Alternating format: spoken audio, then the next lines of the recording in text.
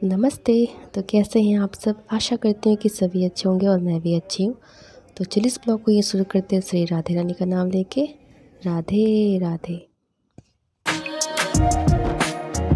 तो भाई मार्केट से आ रहा था, उसको घर के सामने दिख गया गोलगप्पे वाले भैया जी।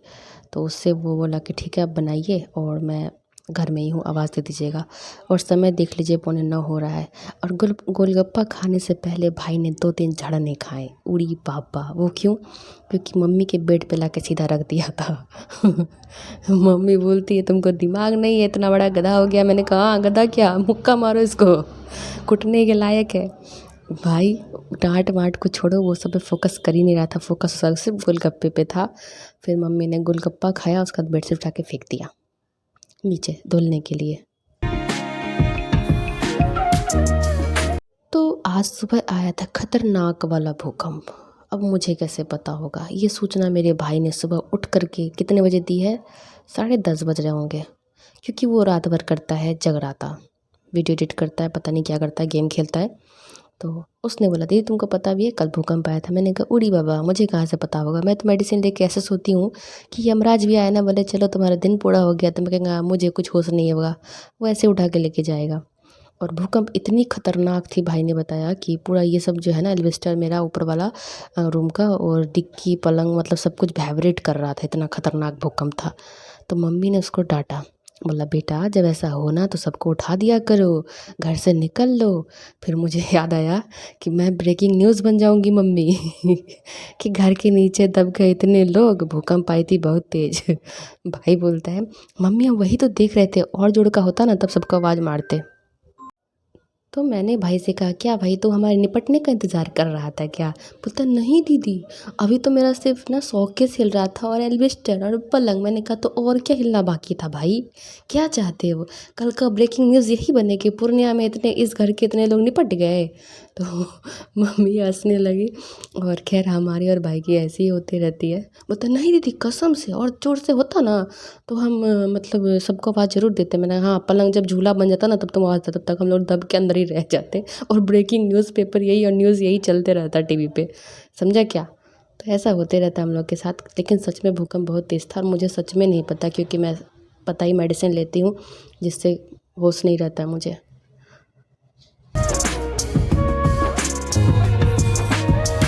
तो रात को मैंने जल्दीबाजी देखा, समय कितना ही हो गया था, तो पत्ता गोभी का मैंने पकौड़ा ही बना दिया, वो लोग खा भी लिया आराम आराम से। फिर रात को इतना सारा काम हो जाता है, ये सब करके रख लेते हैं ना, तो सुबह आधा खोपड़ी हल्का रहता है। ठीक है? नहीं तो और ऐसे भी जो है ना कुछ नियम होते हैं जिससे घर में बरक़्क़त हो, सुख शांति समृद्धि बनी रहे। तो रात में किचन रूम को हमेशा सफ़ा करके ही सोना चाहिए, ख़ास करके गैस स्टोव, क्योंकि ये जो है ना जूठा नहीं रखना चाहिए। तो ये सबको पता ही है, ऐसी कोई बात नहीं है, तो ये सब देखो करना पड़ता है। और हमारे घर में क्या है, रात को आवाज़ मारता है, अरे गैस का नॉब बंद किया, देखो टंकी में पानी है कि नहीं है। कोई कहता है गर्म पानी लेते आना, मतलब दिमाग ख़राब। तो इंसानों को खिलाने पिलाने के बाद भी मेरा एक परिंदा बच जाता है, जो उसको तो 9 बजे ही खाना चाहिए होता है। तो घड़ी में आपने देखा 8:45 ही हो रहा था और ये भी आ गए थे सवेरे। तो मैंने कहा चलो ठीक है, क्योंकि ये पकौड़ा पकौड़ी कचौड़ी पूड़ी जो ही बोलो ना, ये गरम गरम ही अच्छे लगते हैं। और ठंडे हो जाने का इतना बिल्कुल भी अच्छे नहीं, एकदम बकवास लगते हैं। तो मेरी मतलब क्या बोलते हो, जैसे ही सवेरे आते हैं और मैं ये सब कुछ बनाते रहती हूँ ना, तो मेरा दाँत बत्ती से निकल जाता है। पता नहीं मुझे बत्ती से निकली भी है कि नहीं, बट निकल जाता है, क्योंकि खुशी मिलती है ना कि चलो गरम गरम खा लेंगे। अभी तक मेरा साइड का दाँत नहीं आया, पता नहीं कब आएगा, इंतज़ार कर रही हूँ। ठीक है? तो मम्मी कहती है ना इसलिए तुमको अकल नहीं है। मैंने कहा ठीक है मुझे अकल नहीं चाहिए, अकल वाले लोग बहुत गेम खेल जाते हैं, मैं बिना अकल ही ठीक हूँ, दिल सही होना चाहिए, बात ख़त्म। और ये बर्तन सब धुल के रखे थे तो ये सब इसमें रख दे रही हूँ, क्योंकि थोड़ी देर होने के साथ ही यहाँ पे आएंगे चूहे की एंट्री होगी और वो लोग लग जाएंगे यहाँ तहस नहस करने के लिए। इसलिए सबको ना धुल के लाती, थोड़ी देर के लिए पलंग पे रख देती हूँ। जब हल्का हल्का पानी इसका निकल जाता है बर्तन सबका, तो फिर इसको बास्केट में रख देती हूँ। कभी पोंछती हूँ कभी ना भी पोंछती हूँ, क्योंकि ये जो है ना बास्केट का बर्तन अभी यूज़ नहीं करते हैं। जब भी यूज़ करते हैं उसको धुल के यूज़ करते हैं, चाहे पोंछ के क्यों ना रखो। तो जब जैसा तब तैसा। तो रात को इतना सारा काम कर लेते हैं, किचन साफ़ कर लेते हैं, तो शांति मिलती है सुबह में। साफ़ सुथरा देखते हैं ना किचन, और घर में बरक़्क़त भी होती है, क्योंकि कुछ अच्छी आदतें जो होती है ना घर में बरक़्क़त लाती हैं। तो ये मेरा रोज़ का ही है 365 दिन का। और यहाँ पे पत्ता वत्ता गोभी जो कट किया था ना वो फंस जाता है ना, तो दिक्कत हो जाता है निकालने में। तो या तो फिर बैठ कर के दिन सिक्की से साफ करके पलंग को बैठ के फुला के धो देती हूँ। किसी ने कमेंट किया था, अरे क्या कर रही हो बहन, पलंग सड़ा दोगी क्या? मैंने कहा सड़ेगा तो नहीं, क्योंकि शीशम सागवान क्या होता है उसमें इतना पानी पड़ता है वो उतना मजबूत होता है। बट कोई नहीं, बात आपने सही बोली, सड़ ही जाएगा। तो पोंछ देते हैं ना फिर सूखा करके, क्योंकि फिर इसमें मम्मी भाई लोग भैया लोग आते हैं ना, तो फिर मम्मी और अन्य स्पेस होते हैं। एक पलंग यहाँ लगा हुआ है, एक भाई का, एक 2 ही रूम इधर है जो आप हमेशा ब्लॉग में देखते हो, एक ये है और एक भाई के जस्ट इसी के जस्ट आगे एक भाई का रूम है। तो भैया भाभी जब आते हैं तो मम्मी ने रात में इसमें सोते हैं, तो इसलिए पलंग को हमेशा साफ़ सुथरा रखते हैं, क्योंकि गोभी अगर फंस जाता है ना तो फिर वो बाद में स्मेल करने लगता है। तो इतना कुछ रहता है मेरा। फिर अचानक से याद आया कि मैंने गर्म पानी नहीं किया है, क्योंकि मेरे हस्बैंड जो है ना वो रात में गर्म पानी ही पीते हैं। और ये जो पत्ता गोभी कट किया था भसड़, तो कचरा बाहर नहीं करते हैं, अंदर में ही साफ़ करके पन्नी में भर देते हैं। ये पलंग जो झाड़ा उसके अंदर से निकला हुआ है। और ऐसे तो काटने के लिए मैं हमेशा प्लास्टिक या सूप का यूज़ करती हूँ। सूप ही बोलते हैं ना, आप लोग क्या बोलते हो?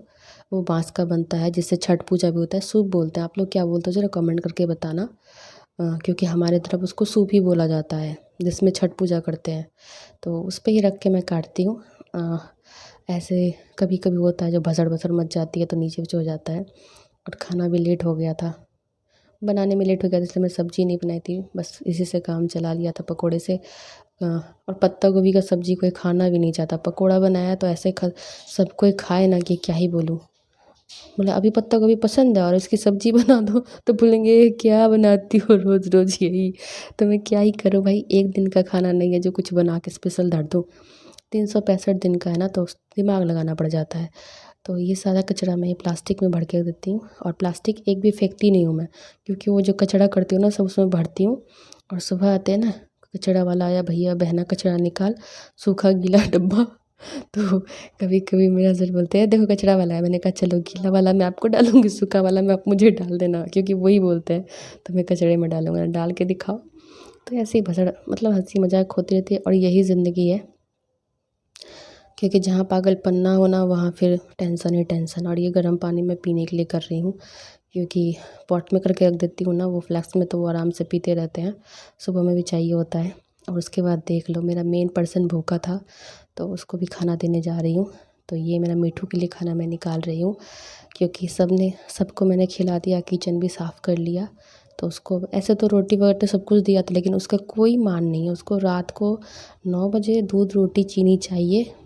तो तभी हम लोग जो खा रहे थे ना पकौड़ा रोटी सॉस वही दे दिया था, लेकिन अब उससे उसका पेट भरे ना भरे मन नहीं भरता है। तो मैंने एक तरफ इधर पानी गर्म होने के लिए दे दिया है, और एक तरफ मिठू के लिए खाना निकाल दिया। और भाई खड़ा है कि कब मुझे यहाँ से निकाल के गेट बंद करेगा, क्योंकि इसका जो गेट बंद होता है ना वही करता है, क्योंकि ये दोनों रूम अटैच है। और चोरी चकारी मेरी तरफ इतनी हो रही है, आप हर वीडियो में देख ही रहे हो, नल तक नहीं छोड़ते भाई साहब, पता नहीं उसमें कितना पैसा आ जाता होगा। और यहाँ तक अगर आप मेरी वीडियो पे आ ही गए हैं तो प्लीज़ एक रिक्वेस्ट है आपसे कि प्लीज़ जो भी देखते हैं ना प्लीज़ स्किप करके ना देखें, वीडियो को फुल वॉच करें, क्योंकि मैं सबका फुल वॉच करके जितना छापना पड़ता है उतना मैं छाप देती हूँ, किसी का स्किप करके नहीं देखती हूँ, पूरा देखती हूँ, लाइक ज़रूर करती हूँ। तो आप लोग से भी रिक्वेस्ट है कि प्लीज़ वीडियो को स्किप करके ना देखें और लाइक ज़रूर करें। और चैनल पर पहली बार आएँ तो प्लीज़ चैनल को सब्सक्राइब कर लीजिएगा, वीडियो को लाइक कर लीजिएगा, कमेंट सेक्शन में कमेंट जरूर कीजिएगा कैसा लगा ये वीडियो। और यहाँ पे मैंने पानी गर्म कर लिया और मिट्ठू के लिए रोटी दे रही हूँ। तो आप लोग से बस इतनी गुजारिश है कि वीडियो को प्लीज़ स्किप करके मत देखिएगा, बहुत मेहनत लगती है वीडियो बनाने में, यही आप लोग से। क्योंकि मैं भी सबका वैसे ही, क्यों इसके ऐड भी आता है ना, 2-2 ऐड आते हैं, मैं 2-2 ऐड वॉच करती हूँ, जिसके ऐड लगते हैं बिल्कुल स्किप नहीं करती, क्योंकि मुझे पता है ऐड से ही आप लोग का रेवेन्यू बनेगा। तो ऐसा नहीं करते हैं, जो हम नहीं देख रहे हैं कि हम क्या कर रहे हैं, आप क्या कर रहे हैं, लेकिन ऊपर वाला देखता है। तो बस इसीलिए अगर नहीं देखती हूँ ना तो फिर मैं नहीं देखती हूँ, देखती हूँ तो आराम से बैठ के 3-4 घंटे लग जाते हैं मुझे 10 लोगों को कमेंट करने में, क्योंकि मैं वीडियो देखती हूँ पूरा, थक जाती हूँ वीडियो देख देख के, लिखते लिखते भी थक जाती हूँ, तो बहुत कुछ लिखना भी भूल जाती हूँ। तो आज के लिए इतना ही, फिर मिलेंगे नेक्स्ट ब्लॉग में, तब तक ले बाय बाय।